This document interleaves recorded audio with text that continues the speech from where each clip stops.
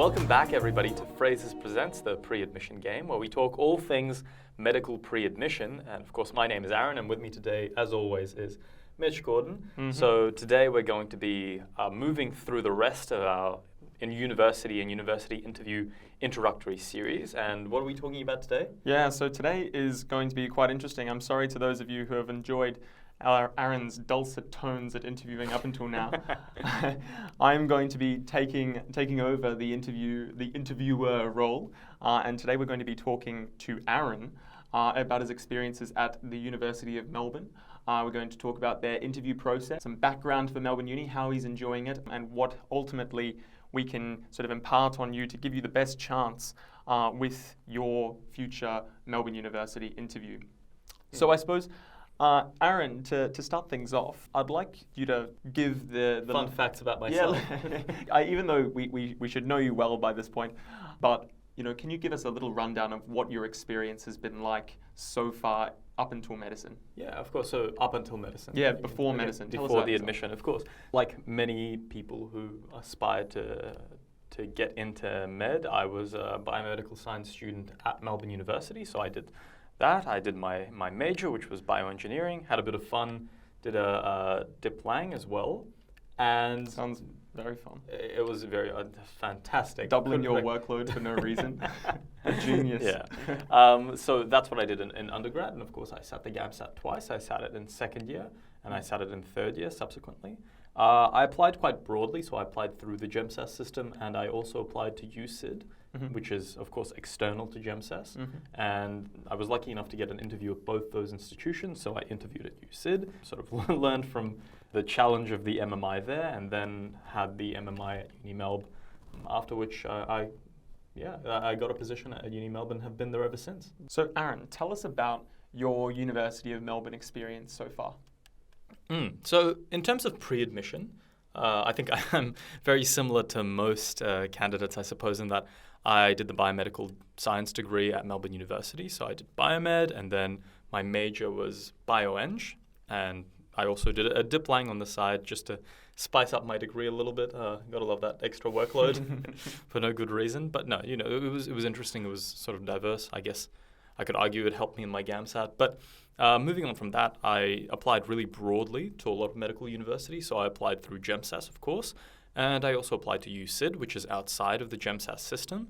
And I did my first interview at UCID and learned from the many missteps and challenges of that to then go on and do my next interview at UMelb a couple of weeks, I think, or a month or so later. So you would say apply to UCID, and that way you get a practice run at the interview. No, that really is, whenever I talk to people and they ask me, what's your advice, I literally say that. Well, first of all, you should always be applying broadly because, you never know who's going to accept you. And at the end of the day, it's about winning the pre-admission game, not getting necessarily into a specific university because med is quite challenging. And I think the fact that the UCID university comes before the GEMSAS university and the fact that it's an MMI and it's quite similar in format to the UMelb interview and many other interviews that are also MMIs, it was really, really good for me to, come into that interview, maybe be a little bit too confident in my performance, learn from my mistakes, and then make the necessary changes so that I was a lot more successful in the UMelb interview. That stands to reason. You got in, and congratulations. I suppose that's kind of old now, being a fourth year. I suppose now you've talked about some things that you learned from your initial UCID interview. Would you be able to elaborate on? I know you said confidence, but is there anything else that you could elaborate on for the people at home? Absolutely. I think with the MMI, a lot of us read some of the scenarios and recognize that they're challenging, but most of us are also, I'd like to say, go out on a limb and say that we're mostly decent people. Yeah. And when you get put into a challenging situation, you can sort of vibe, I guess is the word, or you can deduce what the reasonable moral person would do. But that's not exactly what the interview is testing. So what I found with the UCID MMIs when I walked in, I had so many things to say, but I didn't have a system for saying them. And what that ended up being is, well, first of all, I went on tangents. I made a slightly strange and awkward joke about my grandmother doing burnouts at the front of the house for no reason. I ran over time for a couple of the stations. So I think I gave a very inconsistent and incoherent, if well-intentioned, performance. So that emphasis on structure and timing and answering the question directly are the three key lessons that I learned. And I think that timing and structure really feed into one another quite well. I mean, if you have a structure, you'll actually find that you hit your points a lot quicker. Exactly. And get through what you need to say in a timely fashion. Well, you feel confident that you've covered ground. You know, if you know that your first point is going to be about, addressing one side of the story, as soon as you've addressed that side of the story, you know that there's nothing else to say. Yeah. Whereas if you're sort of free-forming it, there's no end to all of the different tidbits of things that you mention, and you end up cycling back and repeating yourself. You waste a lot of time. It goes without saying, guys, that we will go through structuring your approach to MMI station questions in a lot of detail in a future episode, so watch out for that. So Aaron, you've talked about some challenges and things that you learned from in your Sydney interview. What can you tell us about the University of Melbourne interview, and how did that all work? So, without going into specifics that could put us under some legal fire, the UMelb interview tends to be shorter and snappier than the USyd one. It's really interesting because you essentially get very similar, if not identical, MMI stations, but you get a few less minutes to answer each station, which really emphasizes the previous point that I was making about being snappy. The other thing is that I got a couple of questions at UMelb that I didn't at USyd. So UMelb is one of those universities which is big on asking, well, why is it that you want to go to Melbourne? What is it specifically about medicine that interests you? And I think those questions are quite challenging because, first of all, it's hard to know what you like about med if you haven't been in med, no matter what you think. And the second reason why it's difficult is because you fall into a lot of traps. You talk about things that are very generic, wanting to help people, being inspired by doctors. And while these are valid thoughts, they're very sophisticated and they're a little bit pedestrian. So you have to think outside the box to sell yourself when they ask you something like that. If you take me to the structure of the interview, I know obviously yours was in person. How many stations were there? Roughly what was the length of the stations, and how long did you have for thinking, preparation time, all of that? Yeah, absolutely. So from memory, I think there was 1 minute or so thinking time outside the door, and the question was outside the door. And then you had 5 minutes to answer the question and some follow-ups when you sat down. The other thing that I remember is that the interview questions were not necessarily always specific. So they might ask you, tell you that this station is going to be about, this particular, like a broad health issue in Australia, and then you don't actually know what the specifics of the question are until you get inside the room. There were no rest stations when I did it. Then that would have been 4 years ago. No rest stations, unlike some universities. And from memory, it was a little bit shorter in the sense that there were probably 5 stations rather than 8 or so, which was the case for the University of Sydney. But these things these things do change, and you certainly should check every time. I mean, especially nowadays when it's no longer in person. The phrase is interview training. Team, The interview team, they go over and above to try and work out exactly what people are going to be faced with on that particular year. Would you be able to tell me a little bit more about Melbourne University as a school, like as a medical school? What would you say are the best parts about going to Melbourne? Yeah, of course. So Melbourne University is one of those old medical schools in the sense that it's been in the game for a while. So it has a very established routine when it comes to the structure of the course and the clinical schools and its relationships to the hospitals. So it's very much established. Everybody knows who's who at the zoo, so to speak. As I mentioned before, it's a 1 and 3 program where you do 1 preclinical year, which is quite stressful. There's a lot of content that you have to get through, and it's very broad in scope, and that's intermingled with PBLs. Or at least that's the way it was for me. Now they're sort of moving towards a model where they're integrating a bit of the research and some clinical placement into the first year because they've responded to some student feedback. And regardless, the next 3 years are all entirely clinical. In terms of the hospitals, they're very big. So you have inner city hospitals like the Austin, the Royal Melbourne, St. Vincent's, and you also have the rural stream, which goes to places like Ballarat, Wangaratta, Shepparton. And you get allocated to one of these clinical regions, and then you get allocated to a clinical school, and you stay at that school for the duration of your clinical training, bar some special cases, and I'm actually one of those special cases. So I had the opportunity to do a clinical year in Wangaratta, after which I moved to the Royal Melbourne, so I have a bit of a broad scope. It's not something that is available to everyone, but students in the Rural Clinical School do have the option of asking to return to the city. If you send them enough passive-aggressive emails, Yeah, exactly. sometimes you get your wish. Sometimes the admin gods listen to you. So you've talked about some of the great things about Melbourne University, and I understand it's a massive cohort, isn't it? Something like 400 people? It's very big, yeah. It's 400 people. But does it feel large when you're at your clinical school? So that's the thing. Most of the clinical sites are quite small. I think Royal Melbourne is the biggest with something like 60, 70 students. It's very interesting, actually, when you're at the clinical site, because all the people are on all these different rotations, you tend to create a friend group with the people that are on similar rotations to you. So what that means is the common room isn't always packed with everybody. People have breaks at different times, and certain specialties tend to have breaks at particular times. So you might be consistently finding that you're hanging out with, I don't know, the students on the colorectal team because you have breaks at the same time. You come together for the teaching on site. There's a couple of lecture theatres and fantastic nursing education staff, and you do a lot of practical skills with them in the student common area. So while this cohort does feel big, you won't know everyone. You might not even necessarily know absolutely everybody in your clinical school. The clinical schools are very bite-sized, and certainly if you go somewhere rural like Wangaratta, where the clinical school is 16 people, you'll know everybody. You'll know all your cohort. You'll have a great relationship with the teaching staff because they know you very well because the cohort is so small. So it really depends on where you go. Oh, that sounds really good.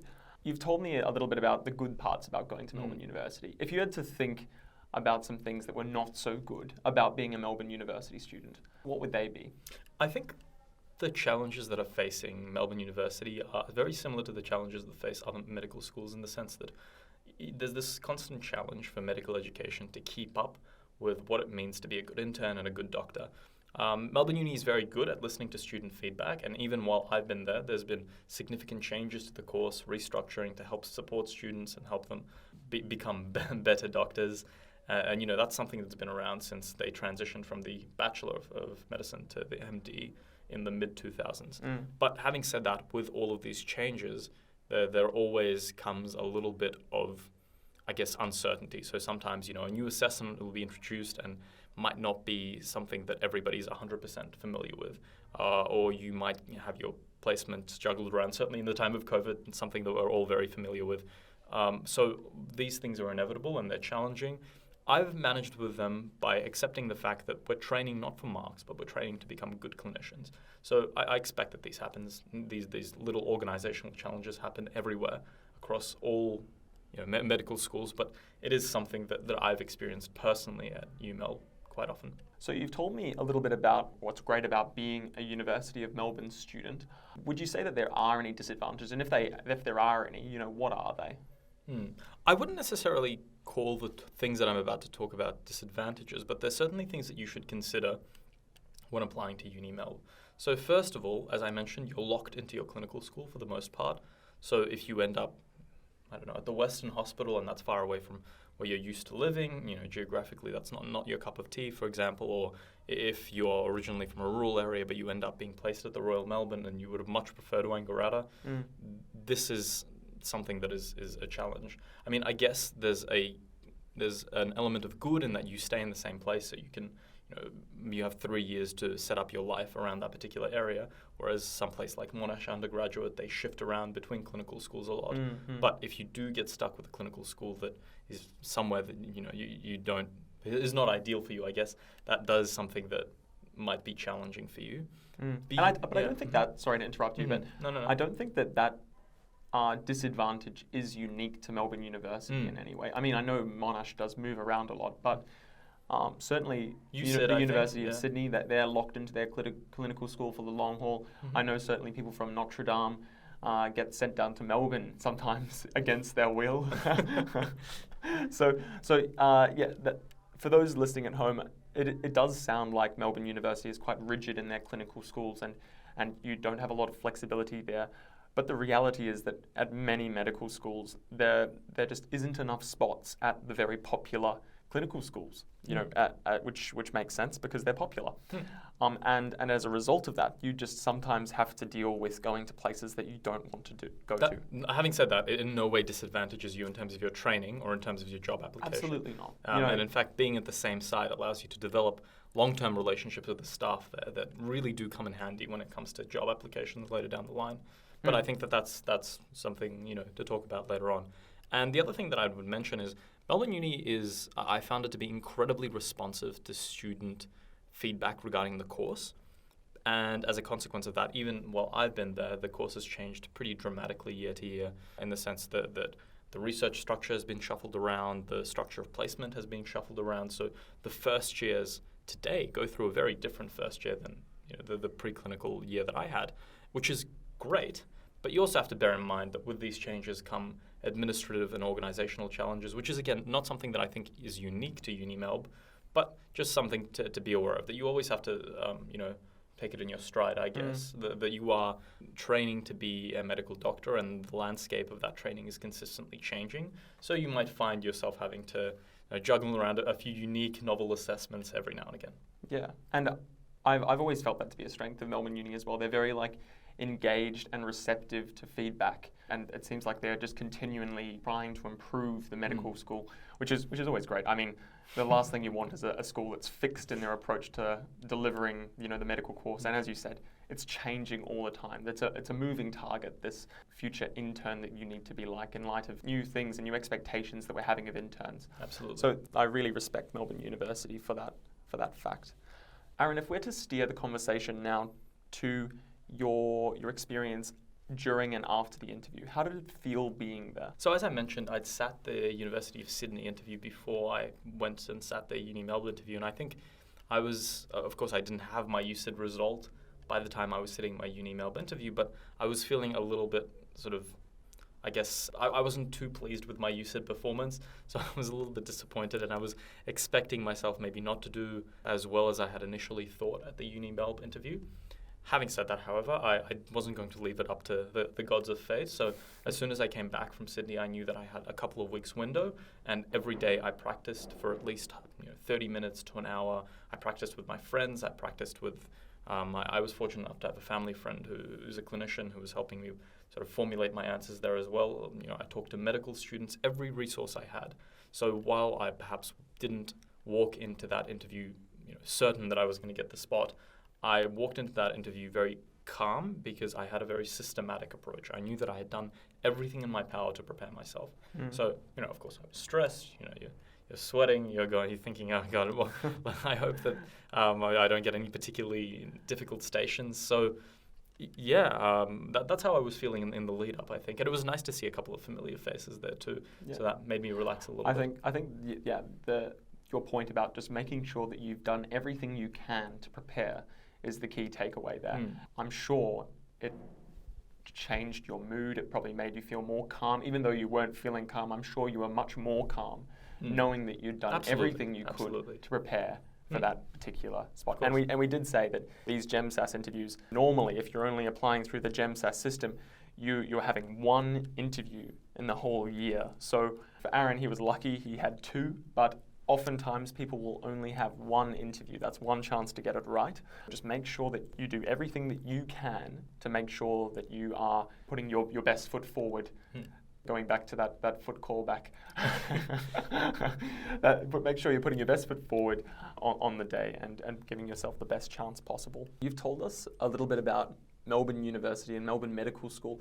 Can you elaborate a little bit more about the structure of the program? So what should students expect? Yeah, of course. So the structure of the program is roughly the 1 and 3 structure that we've been talking about in other podcast episodes. You have the first year, which is the preclinical year, so it's all front-loaded, a bunch of lectures. There's also a lot of PBLs, so you get together every week and you break down a particular patient case. So day 1, on the Monday, you would come in and have a chat about what the patient has experienced, what issues you're looking to investigate, and then you do your research throughout the week. And on Friday, you come back in and you present your findings. So as a group, you try and solve this patient's problem and come up with a treatment plan. So that's really, really fun. So it's like a PBL structure. It literally is a PBL. They call it a CSL though. Oh, Melbourne University, very special. Special, but it is quite literally a PBL. Yeah, right. In everything but name. After that, in years 2, 3, 4, you are doing your clinical rotation, so you're in the hospital full time. That still means you're getting lectures delivered. Usually you're getting the lectures from the hospital. So each clinical site, depending on its specialties, delivers the core program plus minus a couple of its own lectures from its resident specialists, which is really good. It's really unique. Now, when you're in those clinical sites, in the first year of your clinical training, which is year 2, you do your medical, surgical, and emergency rotation. Mm-hmm. And then the third year is your specialty rotation, such as obstetrics, gynecology, GP, psychiatry, so on and so forth. And your fourth year is just general. It's really that year where you prepare for internship. Historically, fourth year has been split half and half, with 6 months being research and then the second 6 months being clinical practice. But I think now they're trying to integrate research a little bit more throughout the 4 years. I'm not sure what has happened to it. So as a result of the COVID pandemic, they actually got us to do our research in third year because we had some gaps in our placement. So my cohort has had a full fourth year of placement, which has been fantastic. Whether they go back to the old structure or whether they change the structure and do something new, I think as of yet it's undecided, it's unclear. But there certainly is going to be research integrated throughout the fourth years now. There's going to be more involvement. You meet your supervisor earlier in the first year, I think now, rather than late in the third year. Yeah, right. And that sounds more good from like a mentor-mentee type relationship as well, if Absolutely. you're wanting to stay in research. So I suppose for those listening at home, the really significant point there in the structure is the 1 and the 3 idea that Aaron touched on. So 1 year of just lectures and tutorials and 3 years of clinical placement with some, apparently some research interspersed in there somewhere. But what that means is that you end up doing an extra year of clinical placement, which is really good for a lot of people who want to get their teeth into the hospital straight away. But remember, that also means that you're learning all of your foundations of medicine and your sort of like your lectures for a lot of your specialist rotations all in that first year. So it's a real front-loaded approach to medical education, which can be quite stressful. So if you're one of those people that prefers things to be slow and digestible, A soft landing into med. a soft landing into med. If you prefer a soft landing into med, then you may find Melbourne University in that first year quite hard. But, once you've done that hurdle, the next years are much better. And I think, is the first year just a hurdle sort of pass-fail now, or are they still marking it competitively? No. So it has been converted to pass-fail. Yeah, so all you need to do is get by. There's no, competition. It's not going to affect your Z score, if that is even a thing anymore moving forward. So really, there's not a lot to be afraid of there. It's just a different approach to the delivery of the medical course. Absolutely. Now, Aaron, you were also quite unique in that you've done some time in Wangaratta, haven't you, on a rural... Some time. What crime did you commit? You did a year. So you've done a year in Wangaratta. Tell us about rural experiences more generally, and what were the good things and the bad things? Absolutely. So I think that a lot of the time you have people speaking about rural experiences and they've just had a rural experience, and vice versa, city experience, and they've never been rural for any significant period of time. So I think I can be a very objective witness of what goes on. So there are a couple of significant differences. First of all, Wangaratta is 3 hours away from Melbourne. Right, that's the first obvious point. It's not a daily commute from wherever you've been living during your undergrad. It's a big move. Having said that, the accommodation is subsidized and it's quite nice. And the cohort is really small, so people tend to live together in the same accommodation area, if not in the same big complex. So you get to know your cohort really, really well. It's one thing to study and catch up for coffees with the Royal Melbourne cohort of 80 people, and it's another thing altogether to see the same 16 people every day in the hospital and catch up for dinner afterwards. It's a very tight-knit community. So it sounds like it can be amazing if you really like your peers, but equally a very intimate experience, whether you like it or not. Exactly. You have friendships foisted upon you. So the hospital is a regional hospital, so don't expect liver transplants. But having said that, you are, especially for your second year where you're doing emergency, where you're doing general medicine, where you're doing general surgery, that sort of environment is essentially identical, certainly what we would call non-inferior, I guess, in a scientific sense. You get the same experience, and I actually developed much closer relationships with the doctors there, in the sense that because it's a smaller space, smaller hospital, fewer clinicians overall, you get to spend more time with each clinician, and you get more concentrated teaching, more concentrated sort of professionalism by osmosis, as opposed to Melbourne or Royal Melbourne, where I am now, where you sort of bounce around between departments, and each department is nice to you, but perhaps you don't get to spend as much time with each particular clinician. So it's not something that's bad or good, it's just something that is different. Are there any other massive differences between the city and the rural school that you were at before? Look, I think the environment is a little bit more laid back. It's a little bit more collegial, I suppose. Not to say that I think my time at Royal Melbourne has been brilliant and everybody's been incredibly professional and incredibly supportive, but I think in the general, when you're in the countryside, people tend to be a little bit more relaxed. Sometimes people talk about you being more hands-on in a rural environment. I really haven't found that. I found it a fairly comparable experience. At the end of the day, it's about putting yourself out there. If you put yourself out there and ask to do things in a hospital, if it's something that's reasonable and a clinician can support you, you'll be able to do that no matter which hospital you're placed in. Like I said, you won't be assisting in liver transplants in Wangaratta, but you won't be doing that in a city hospital either. Fourth assistant off in the corner. Well, yeah, you'll be assisting in looking at the liver from 6 meters away while everybody else does it. Yeah, after they've taken it out and put it on the table. Yeah, exactly. The one thing that I would tell people to consider is that if you are interested in rural practice, it's an excellent opportunity. Right, to dip your toes and then always... an asset to your application later on as well, where you can say, I've lived in a rural environment, if you haven't done so already. And you can say, I've been to a rural clinical school, I loved it. Yeah, exactly. If you're thinking about applying to a rural clinical school, working in a rural area in the future, this is pretty invaluable experience. But having said that, if you're a person that's lived in the city their entire life, you do have to think about sort of what your social life is going to look like. Because if you end up in a rural environment and it's hard to reach out to your family, it's hard to reach out to your existing friends, that could be a bit of a challenge initially. Not to say that it's not outweighed by your incredible clinical experience, but also just something to prepare yourself for. And I think Melbourne University, if you're going to be part of the ERC or the Extended Rural Cohort. So that's like a step further. So you can be part of the rural school, right? But then there's also the extended rural cohort, which means in third year, you practice all of the specialty rotations, but you also do a lot more GP than everybody else. But you go far more rural. You go to like Mount Beauty, right? For that sounds beautiful. Time, right? I hear it's fantastic. Yeah. So that's like a step above. So there's like the rural clinical school, and then there's the step beyond that, which is the extended rural cohort. Right, and they make you aware of that at the time of you accepting your offer to Melbourne University, don't they? Like, absolutely. Yeah. You have been accepted, and you are going to be a part of this extended rural cohort thing.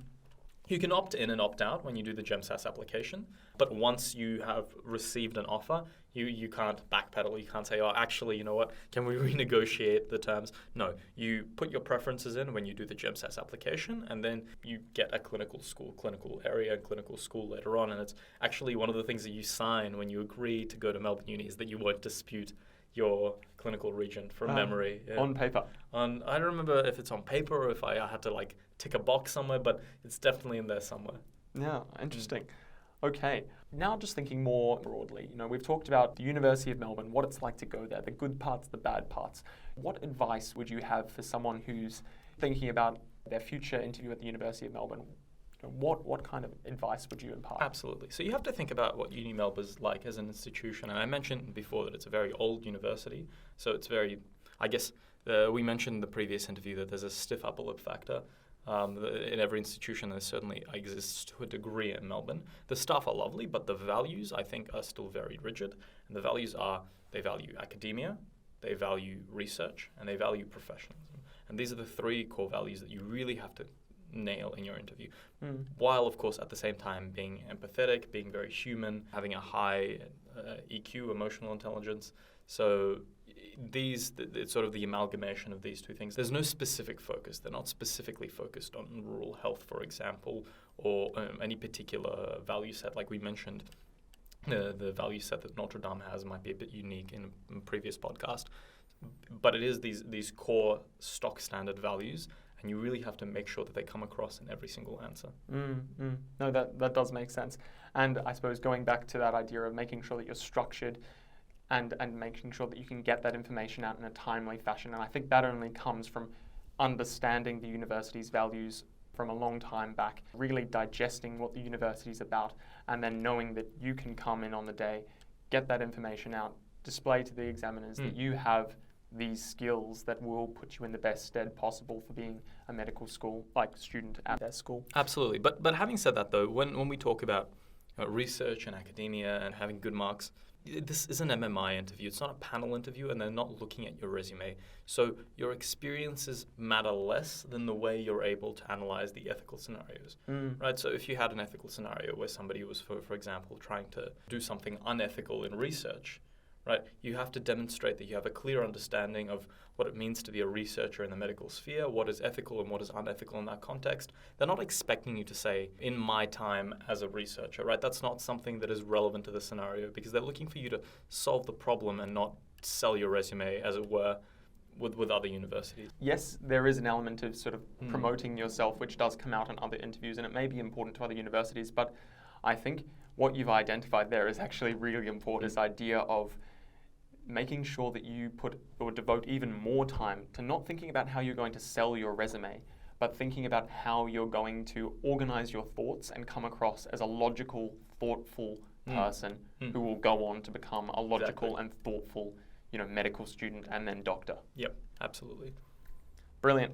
Hey, Aaron, thank you very much for your time today. You've been here for the long haul, but as the interviewer, I feel like I have to say thanks very much for your time. And guys at home, thank you very much for listening. I hope that you've taken on board some more information about the University of Melbourne, and I hope that this has helped you in some way to put your best foot forward in your medical interview and ultimately win the pre-admission game.